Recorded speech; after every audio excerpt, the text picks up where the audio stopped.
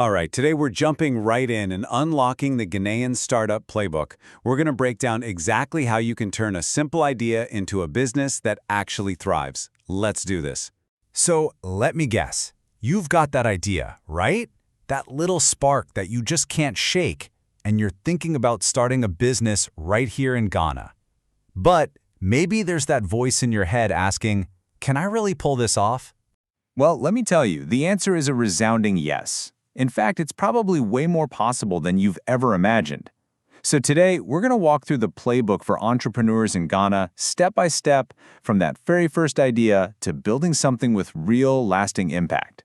You know, every big company, every major enterprise, it all starts with just a single spark. But the real question is, how do you take that dream and make it real? Especially when you feel like you don't have the resources to even get started. Okay, let's talk about the number one thing that stops people: money.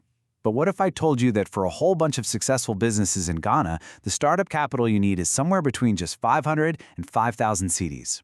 All of a sudden, that dream feels a lot more real, doesn't it? And just look at these ideas. These are not some pie-in-the-sky concepts.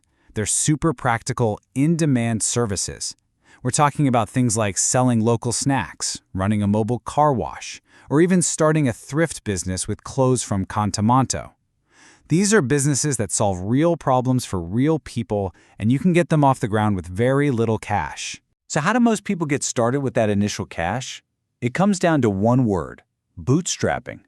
It literally means you're pulling yourself up by your own bootstraps. You use your own savings, and then you use the money the business makes in the early days to keep it going and growing. No big investors, no huge bank loans, just you and your hustle. And here's the game plan for doing it right. It's not just about having the money, it's about being smart. First, you've got to save up before you even start. Second, you begin with what's called a minimum viable product, or an MVP. That just means don't try to build the whole empire at once. Start small, test the waters. And third, you have to cut back on your personal spending. That gives your business a longer runway to really take off. Okay, so you've done it. You've bootstrapped your idea, and it's alive. It might be small, but it's real. So what's next? How do you find your footing and actually grow this thing into a real enterprise? Well, the big secret is that you don't have to go it alone. Your idea was the spark, but to turn that spark into a roaring fire, you need fuel. And in the startup world, a lot of that fuel comes from something called an accelerator. Let's look at a really great example right here in Ghana, the UNICEF Startup Lab.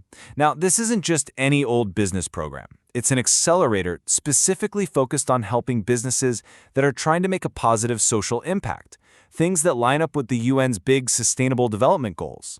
And the results, they honestly speak for themselves. This is Tenny Agana, and her business, the Luzuli Initiative, went through the program. Just listen to what she's saying.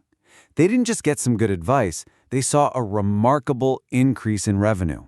They built a whole e-commerce platform. That's what this kind of targeted support can do. And the numbers really back this up. So far, the UNICEF Startup Lab has helped over 50 startups. But look at this other number. They've also provided over $100,000 in prototyping funds. That's not just advice. That's actual cash that helps these businesses build, test, and perfect their products. But here's the thing. The UNICEF Lab isn't just some island. It's actually part of a much, much bigger network. We're talking about a whole ecosystem of support for entrepreneurs. And that's maybe the most important thing to understand. Ghana's startup scene is this vibrant, buzzing, collaborative space. There's a whole network of these innovation hubs, all ready to help you win. The trick is just knowing where to plug in. And here are just a couple of the heavy hitters. You've got organizations like the Cosmos Innovation Center, better known as KIC, and of course, MEST Africa. These places are more than just office buildings. They are full-on launch pads for new ideas, and they're really pushing the whole ecosystem forward. And what's cool is that they all specialize. This table breaks it down really well. So if you're an agribusiness, KIC is probably your best bet. But if you're building a tech startup and need some serious cash, MEST Africa offers some pretty significant seed funding. The point is, there's tailored support out there no matter what kind of business you're building. Now, on top of all these private hubs, there's another huge piece of the puzzle: government support. You've got agencies like the Ghana Enterprises Agency, or GEA. And their whole mission is to help small and medium-sized businesses grow and thrive. And their impact is massive. Just look at this number, 65,000. That's how many young people the GEA has trained through its programs. Think about that. That's an incredible investment in the next generation of Ghanaian business leaders. So we've gone from a single person with a small idea all the way up to this huge ecosystem of support. But why? What's the end game here? What is all of this actually building towards? Let's zoom out for a second and look at the big picture.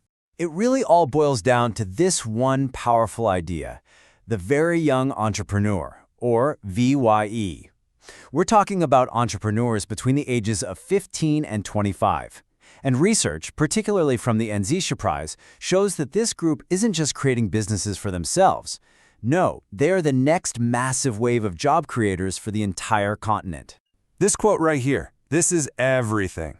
Young entrepreneurs hire other young people. It creates this amazing, powerful cycle. When you support one young entrepreneur, you're not just helping one business. You're creating jobs and opportunities for their friends, their peers. You're tackling youth unemployment right at the source. And this shows that to make it work, it takes everyone. It's not just about a few business hubs. It starts at home, with parents who believe in you. It happens in schools, where teachers give you practical skills. It involves investors who provide what's called patient capital, money that's focused on long-term growth, not just a quick profit. And of course, it needs policymakers to get rid of the red tape and make it easier to succeed. Because when all of those pieces click into place, when everyone is working together, that's when the magic happens. You go from having a few inspiring individual success stories to creating real, systemic economic growth for the whole country. So, as we wrap this up, I want to leave you with a question to chew on.